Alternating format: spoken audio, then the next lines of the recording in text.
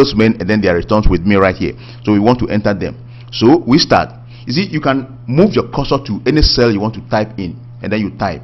So we want to start from A1, the first cell. Okay, but before then, let's enlarge it so that you can see it in a closer view. Okay, bigger and bigger and bigger like this. Okay, this is okay now. Okay, good. Now, so we give them their names. Name. Okay, then I go one step to the right. Okay, now the commodity that we are dealing in is condiments. Condiment. Then I go right. Then the next one is confections. The next one is beverage. Beverage. Then I go right one step. Then confections.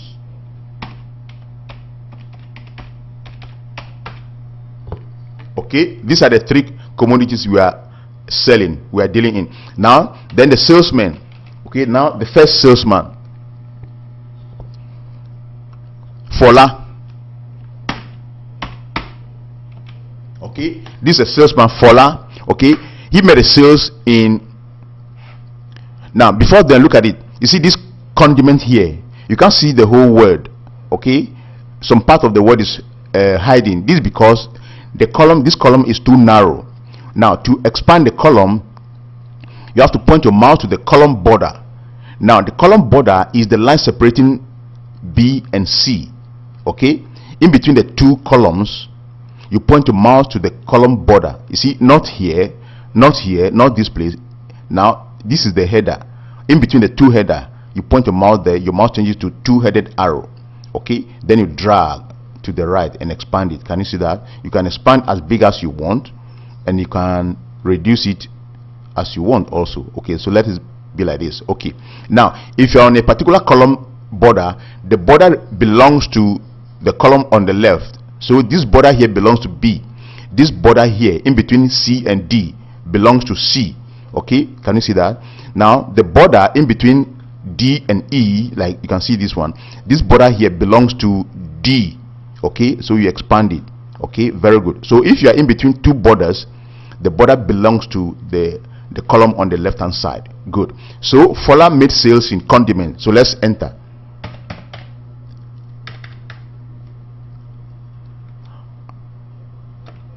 Okay, now is sales in condiment. Then beverage.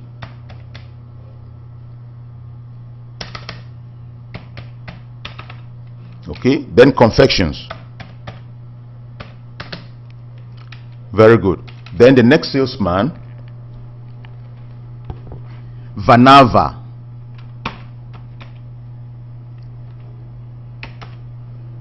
Vanava.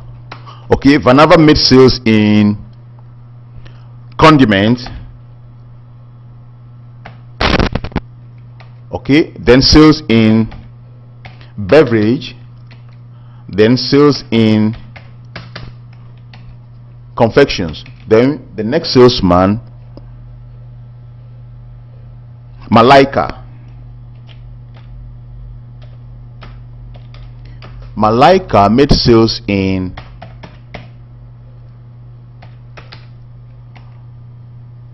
condiments, then confections, beverage, and then confections. Okay, then the next salesman is Silas. Silas. Okay, Silas made sales in condiment.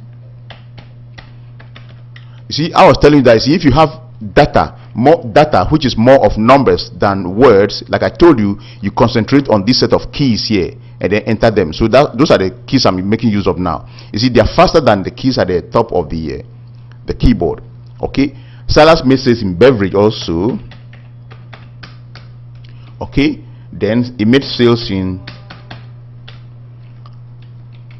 confection. Then after Silas we have Paul. Okay, Paul made sales in condiment, sales in beverage, and then sales in confections. Then after Paul we have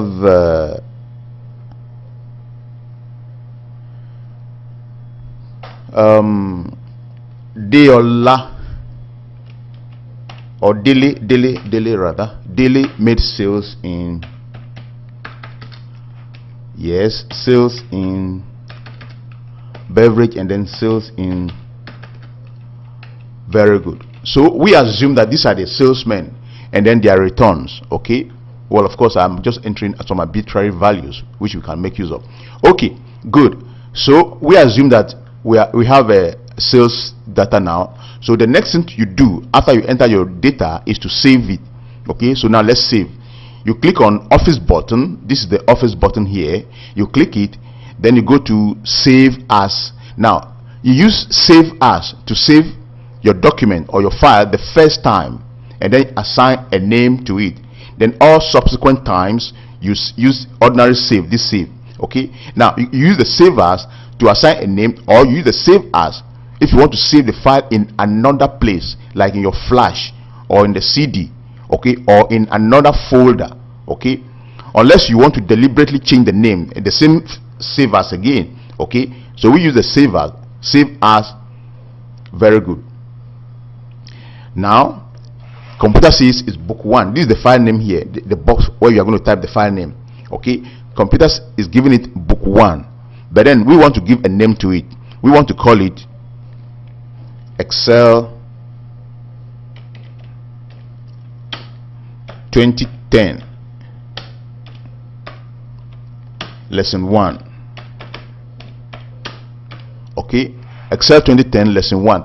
But I don't want to click save yet. We have a folder, we have our lessons folder, so let's go look for it.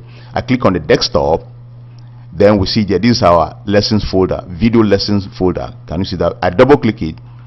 Okay, then I come here. So the file name has been typed already, so I just click on save. Can you see that?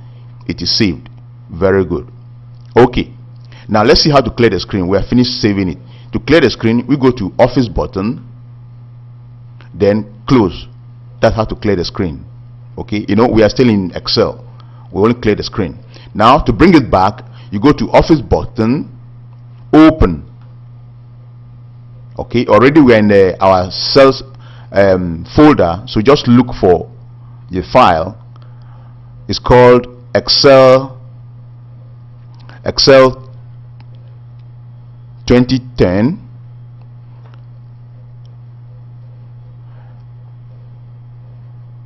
Excel 2010 lesson 1. That's it right there. You click on it, then you click open. Very good. Then it's out. Now I told you that if you have, this is 2010 version. Now if you save your file in Flash, for instance, you take it to a business center. Let's assume you don't have a printer. You take it to a business center to go and print. If the business center is using 2003, then they will not be able to see your file to print it for you. Okay, so in order for you to be able to see your file there and print it, then you have to save it in what is called compatible mode. Okay, however, saving it in that compatible mode will destroy some features. Okay, some features which are in the higher version, which the lower version does not have. Okay, so you have to take note about that. Take for instance, I just showed you that. Okay, the column has 16,000. Okay, 2003 has just 9,000. Now the number of rows here, this one has 1 million, but 2003 has just 65,000. Okay, now beside that, there are other command formula, like we are using if command, if statement. Okay, now the number of if you can use in a particular command, okay, this one is even up to almost 20, but in the case of 2003 you can use just up to 7, either 7 or 8 thereabout. Okay, so those are some of the features that you are going to lose when you click in you save it in the lower version or the compatible mode. Anyway, let's go and see how to save it in compatible mode. You go to office button, you go to save as. Okay, when you come here, look at the bottom here where the file name is, the next box below it.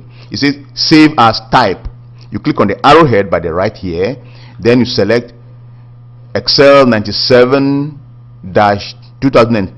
workbook. Okay, you click on that. Okay, You can see that even the other files have automatically disappeared from here, okay, because they are not together, they are not part of this one, okay. So the name is there already. Let me just add 2003 to it so that it will make a difference. Okay, 2003. Then we click okay, then we click save. Very good. Then it is saved. Very good. So now let's see how to close again using the icon. This icon here, you see this menu control command, we close it this way. Now let's see how to use the keyboard to open it. To open it is the keyboard. You hold down the control key and press, this is the control key here, this key here is called control. There are two control keys, another one is here. You hold down the control key and you press letter O for open, this O here. You see the control key is held down. Now you press O, okay. Now the menu appears. This is the open menu. Now you will now press the tab key on the keyboard. Now I'll show you the tab key. Now this key here is called tab. This key is called tab, okay. I press it now on the keyboard. You see where your cursor is blinking? The cursor is blinking here, but you see your cursor is supposed to go into this place and then select the file, but you cannot go there now, okay. You have to press the tab key until you go there. You see, if you can go backward one step, then you'll be there. Like that is, you hold down the shift key and you press the tab key once, like this, shift tab, okay. Then you are there. Can you see that we are on the first file? Okay, if you don't press the shift key, then you have to go tap until, okay, look at it. Now our cursor is here right now, okay. The next tab will come to the file menu, okay. Now you can see this dotted line around the first file is called focus. That's where your cursor jumped to, okay. So you now use the arrow key to go down, okay, to your file. This is our file here, okay. Then you press enter. You see, it's better for you to know that you can press the shift tab, then you reverse, you go backward one step, then you'll be there, than to press tab going forward. Tab will take you forward, shift tab will take you backward, okay. Very good. You are now on the file, so you press enter on the keyboard, then you bring it out. Very good. So this is our file now. Let's see how to make adjustment to it, okay. We want to calculate the total. The total of all the salesmen. So we click one step to the right of the last column, okay, column E. We click here, then we type total. Very good. After typing total, we'll move one step down. Good. We want to calculate the totals of the salesmen. Now, so the first salesman is Fola's total. So you click where the total will appear, then you click on this icon here. It's called sum or auto sum. You click it once, then Excel will draw dotted line or moving line around the numbers for you. If those are the numbers you want to add, you accept that by clicking on this icon here. It's called enter. You click it. Very good. You see, this is the formula bar. So this is the formula you have just entered there. Can you see that? Good. You go down one step, then you click on the sum icon again. You click on the sum icon. Okay. You see, when you click on it, by default, you see, by default, okay, all electronics, okay, they have been made to add up or to sum up numbers just vertically above them than numbers on the left or right. So by default, this one too, you see, when we click on sum, it has drawn the moving line around the numbers above, okay. But those are not the numbers we want. It is this number we want. So you can just drag over the three numbers like this, okay. Then you click on this enter icon. Okay, now in order to avoid all these anomalies, you can just block it like this. You block it like this, block the three like this, then you now click on the sum icon. You see, the same thing is safer that way. You block the three like this, then you click on sum. You block it like this, then you click sum. You block it again like this, then you click sum. Very good. So this is how to make the totals. It's very easy. But supposing you have several, you see, up to maybe 50 or even 100, you can't be doing it one by one like that. Now let's see how to do it in an automatic way. Okay, now let me block it all and I remove it first. To remove it, I can press delete from the keyboard, or I can press this one. I can click on this one. This is eraser. I click on the eraser, then I click on clear all. okay, then everything is gone. Now I click on the first, inside the first box, to add up these numbers. Then I click on sum. Okay, it draws the moving line around the first set of numbers. I accept that by clicking on this enter icon. Okay, now while the cursor, my cursor is still on the first one that I have done, I point my mouse to the lower right corner of that cursor. You see there's a small black square box there. Okay, I point my mouse to the square box. That box is called autofill. Automatic fill. Okay, autofill. I point the mouse to it, the mouse changes to a small black cross. I click and hold it and drag it down like this, then I release it. Okay, automatically everything is done. You see the numbers have changed to scientific number because the column is too narrow. I expand it like this. Okay, very good. Can you see that? Good.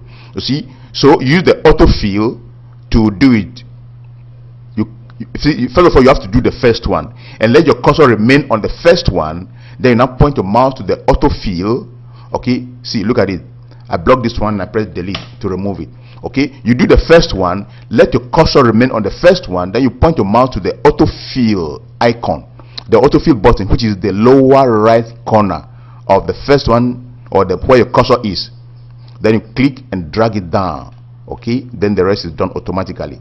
Very good. This is because the cells are in consecutive order. You see, they are in consecutive order, they are in successions. Now supposing there is, let's say this one here, let's say this one, then let's say this one also, then and this one. You want to add up these ones like this. You can't use that kind of distance here. Supposing you want to add these yellow numbers, okay, you click here, you use the keyboard to do that.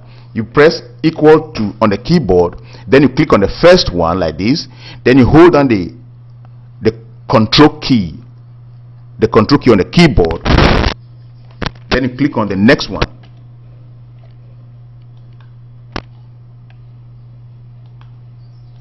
You see that? Then I now click on enter. Okay, it has not given me the correct value. Okay, now so I do like this, equal to, okay, I click on the first one like this, then I press the plus sign on the keyboard. Look at it, plus. Okay, then I click on the next one, I press plus, then I click on the third one. Can you see that? This is another way of doing it. If they are separated individual cells, you want to add them, this is how to do it. You press equal to, then you click on the first one, you press equal to, I mean a plus sign, click on the next one, then you press the plus sign, as many as you want. From there you click on enter, then it is done. Okay, so that's how to do that. Okay, so let me erase this one. We don't want this one here. Very good. Okay, so this is the total. Now let's see the total of the commodities also. So here we click here, then we type total also. Okay, then we go one step right. Okay, now we want to see the total of all the condiments. Okay, all the various condiment detail value which the salesman have brought. You click here, then you go to sum. Okay, by default okay, very good, it draws the moving line around the numbers above it. Then we accept that by clicking enter. Very good. You point your mouse to the autofill, it changes to small black cross, then you drag it to the right, then the rest are done for you automatically.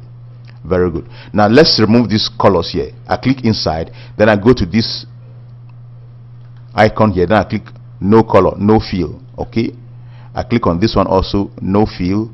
I click on this one also, and I click on no fill. Very good. Okay, so this is our data. The totals have been calculated. Very good. Now let's save it. Okay, office button and then save. You know, I told you that all the subsequent time you can just use ordinary save. Of course, this is the save icon here also. This is the save icon. You can just click on it, or you press Ctrl S to save it. Very good. Now if you look at the numbers, they are so hard to be read. Okay, because the numbers are not formatted. Okay, now let's see how to format them. Okay, you block the whole of this one, for instance, then you go here, you see this comma icon here. Okay, we're using the comma style. You click it. Okay, then they are formatted. You see the numbers are hiding because the column is too narrow. each time you format your numbers and then you see something like this, know that the column is too narrow. You have to expand the column. Point your mouse to the column border and click and drag, okay, to expand it. Okay, you expand until everything shows. Very good. So using the comma style, we have Naira and Kobo. You see, it gives you the, because they are prices of goods now, we have to have 0.00. Very good. Now let me show you another style also. Okay, this is when you are using the command on the ribbon. Okay, all the icons here, they can all disappear, but the menu command cannot disappear. So now let's go see how to use the menu command. So you block it like this. Okay, you come here. This is format, number format. You click on the arrowhead of number format, then you go down. Of course, if you're using the currency, you can just click on the dollar icon, but then you go to more number format. Okay, then you wait for that menu to come. Now here, these numbers here, for now they are called general numbers. See, like here, you see this is a general number because there's no format at all inside. Okay, so on the menu we have numbers, we have alignment, we have font, we have border, field, and then protection. We are dealing with numbers, so we select number.